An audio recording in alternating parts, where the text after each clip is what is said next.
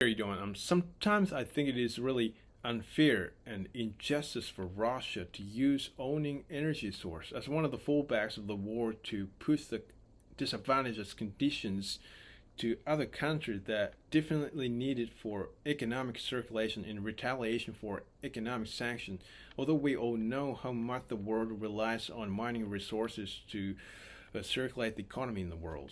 So any countries can't survive this world without consuming the energy supplied from mining resources, no exceptionally. We use electricity and we use gas and we use petroleum to spend our everyday life on daily basis, needless to say. So the basic energy source that produces the one utilized in our society is absolutely indispensable for our lives.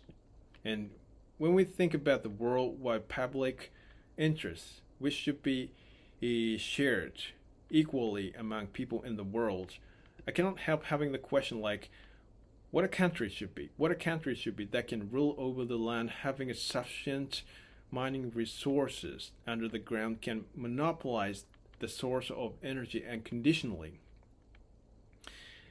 and also can take energy source hostage of the war by taking advantage of other nations' weakness, other countries' weakness.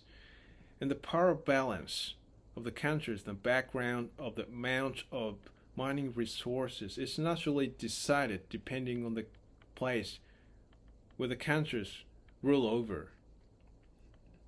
If a country has a poor mining resources, it has no choice but to show a certain understanding of a political form, political stance, political principle of the energy producing country, and refrain from strong criticism against energy producing country where it mostly relies on, even if energy producing country starts a war. So this situation is not really different from the one where a country that mostly relies on energy supply from the energy producing country is a kind of colonization.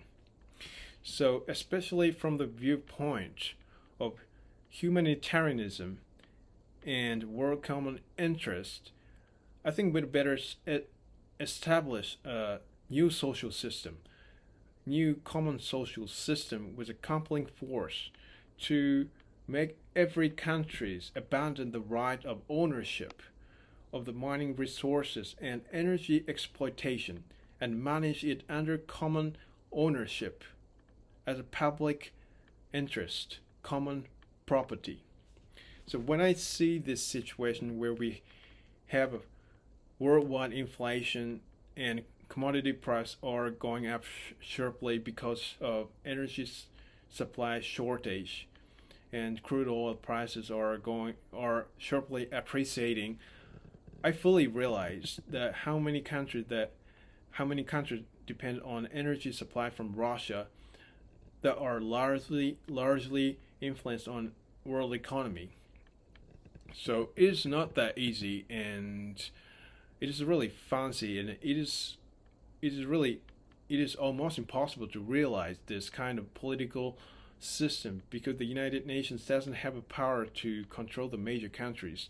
And I know there are quite a few criticism about this political system in the sense that countries lose the very important backup to support the economy.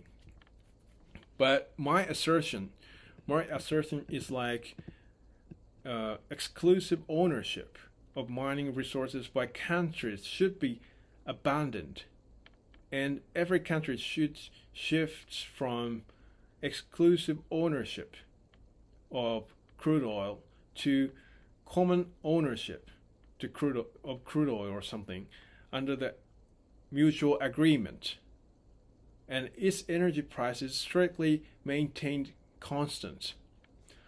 So each country is chipping money to manage this energy supply system around the world by common ownership and eliminate the custom that a country can assert exclusive ownership in accordance with the amount of investment it makes, such as OECD donations or something like that.